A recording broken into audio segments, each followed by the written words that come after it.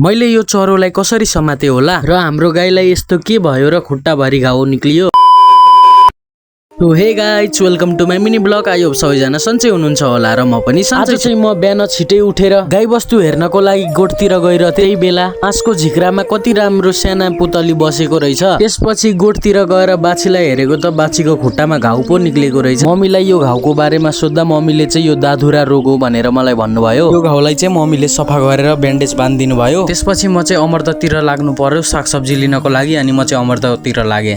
सागसब्जी लिएर म चाहिँ घर आइपुगे र आज गर्मीले होला सबैलाई डिउ खान मन लागेछ र म चाहिँ डिउ ल्याएर सबैमा बाड्न थाले। अब सबैलाई बाडिसकेपछि आफू नखाने त कुरै भएन र म पनि खान थाले। होला एकदमै खानलाई चाहिँ एकदमै शीतल र चिसो लागिरहेको थियो। फेरि एकछिन पछि छिमेकी दाइ आउनु भयो र भाइ तिमीसँग मिसिन्छ मेरो कपाल हल्का मिलाइदेऊ न भन्न थाल्नु भयो र म चाहिँ दाइको कपाल मिलाइदिनको लागि थाले। दाइको कपाल मिलाइदिसकेपछि चाहिँ दाइको हेयर स्टाइल एकदमै राम्रो सुहाइरहेको थियो। आजलाई चाहिँ यति नै, फेरि अर्को भ्लगमा भेट्नुपर्छ। बाई।